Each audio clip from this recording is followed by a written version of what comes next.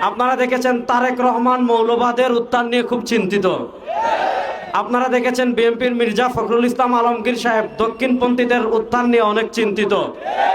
আপনারা দেখেছেন বিএনপির আরেক পাগলা আছে ফজলু, আমরা বলি এর জন্য দ্রুত ইনজেকশনের ব্যবস্থা করেন। আওয়ামী লীগের টাকলা মুরাদ যেভাবে এই দেশে থাকতে পারে নাই, বিএনপি ফজলু যদি আলেমদেরকে নিয়ে বাড়াবাড়ি করে, আলেমরা তার দীপ্ত জবাব দেওয়ার জন্য 24 ঘন্টা প্রস্তুত আছেন। আমরা তারেক রহমান এবং বিএনপির কাছে জানতে চাই, মৌলবাদীদের নিয়ে আপনাদের এত চিন্তা, দক্ষিণপন্থীদের নিয়ে আপনাদের এত চিন্তা, ইসলামপন্থীদের নিয়ে আপনাদের এত চিন্তা, খুনিদেরকে নিয়ে আপনাদের এত চিন্তা নয় কেন? গত 1 বছরে আপনাদের কর্মীরা একজন আরেকজন 100 জনের বেশি কর্মীকে তারা খুন করে ফেলেছে।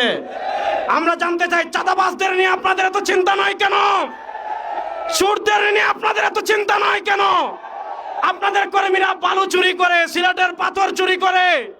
সুতরাং আপনারা মৌলবাদদের নিয়ে চিন্তা করতে হবে না, ইসলামী রাজনীতি নিয়ে চিন্তা করতে হবে না, চোর টাকা সন্ত্রাসদের নিয়ে চিন্তা করেন।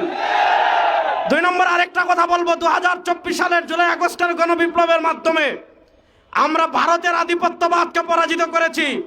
বাংলাদেশে যদি বাম রাজনীতির নামে কেউ ভারতের দালালি করে, সেই ভারতের দালালদের হাত ভেঙে দেওয়ার জন্য প্রস্তুত আছেন।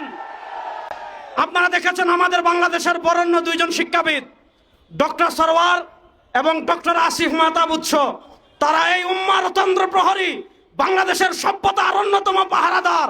তাদেরকে বাংলাদেশের একটা কুলাঙ্গার তাদেরকে হত্যা করার হুমকি দিয়েছে।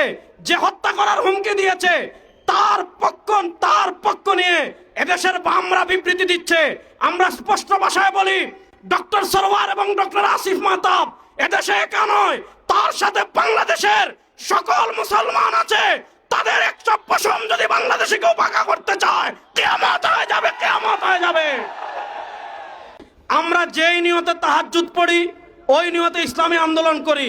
আমরা যেই নিয়তে রোজা রাখি, ওই নিয়তে আমরা ইসলামী আন্দোলন করি। যেই নিয়তে নামাজ পড়ি, ওই নিয়তে ইসলামী আন্দোলন করি। আমরা আদর্শের রাজনীতি করি।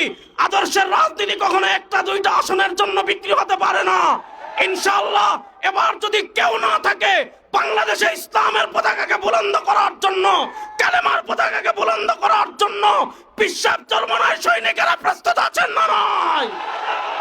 আবার আপনাদের সাথে দেখা হবে ইনশাআল্লাহ। আসসালামু আলাইকুম।